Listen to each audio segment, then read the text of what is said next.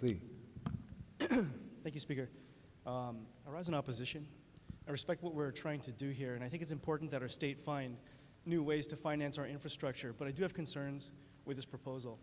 While making residents pay for tolls for new roads and highways may be something that we should consider, this bill goes a full step further and will empower the Department of Transportation to assess tolls on existing roads and highways if an alternate free route exists.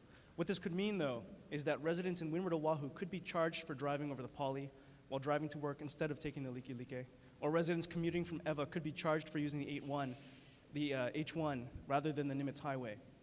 We are a state that has always strived to provide for the general welfare and common good without regard to one's ability to pay. Providing free access to our beaches, our natural resources, and core services such as guaranteed education and basic transportation allows us to justify the taxes that Hawaii already levies. Like it or not, and wisely or not, Hawaii has purposely built its transportation infrastructure around the automobile. And today, the average person relies on their cars to get around. We cannot shift paradigms so abruptly and begin to charge for transportation which has become a basic necessity when so many have little or other option to get to work each day. More than anything, toll roads are regressive. They place the burden of paying for infrastructure on those who can least afford to pay. Across the nation, and right here in Hawaii, wealthier individuals are less reliant on daily commutes than the average middle-class family that is often forced to commute great distances to work. This means lower and middle-class families end up paying disproportionately more than the wealthy for public infrastructure that is designed for everyone. In fact, studies by the Department of Transportation in the state of Washington find that tolls can place a burden 4 times as large on families below the median income than those families who are above it. Until the day when the average person is no longer forced to make long commutes to work, or there are alternate forms of transportation that can be relied upon, the cost of building and maintaining roads and highways must be shared equally by everyone. It's why we already ask everyone to pay their fair share in taxes, and it's why regressive toll roads cannot be the answer to funding a better transportation future. Thank you, Mr. Speaker. Thank you very much. Okay, Representative Fontaine. Yes, Mr. Speaker, I rise with reservations, and I'd like to have the words of the previous speaker entered as my own. So ordered. Okay, Representative Ching. Thank you, Mr. Speaker. I rise in opposition. Please proceed in opposition. Mr. Speaker, eloquently said by the representative of Lani Kai, I would like his words entered in the record as my own. So ordered. But I'd like to add a quote from the Chamber of Commerce of Hawaii and the Building Industry Association. It would be a rational argument if there were other alternatives available to commuters in Hawaii aside from driving a car. However, in most areas, the motor vehicle is your only option. Imposing tolls would essentially create more congestion and gridlock on our heavily used roads right now. I've said before, Mr. Speaker, that we're islands, and a lot of the stress of living in a small place.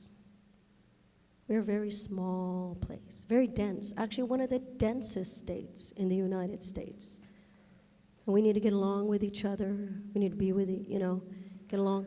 The thing is that toll roads are going to just cause more congestion, and one of the biggest contributions to stress is traffic.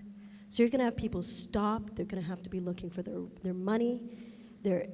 It's going to be, excuse me, but it's going to be hell.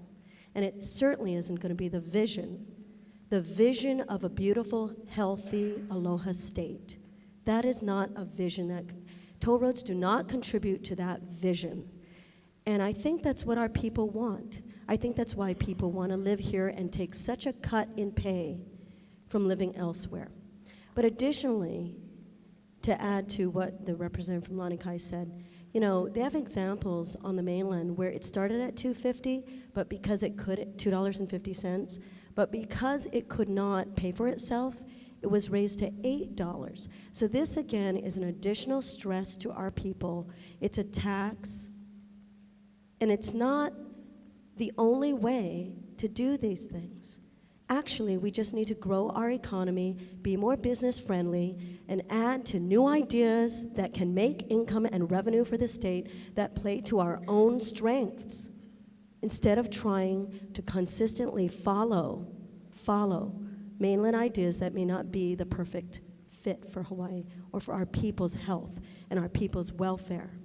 And so for the people, I don't think toll roads is the only answer. Thank you, Mr. Speaker. Thank you very much. Okay, do we have any further Mr. Speaker? discussion? Representative Takai, Thank you, Mr. Speaker. I rise in opposition.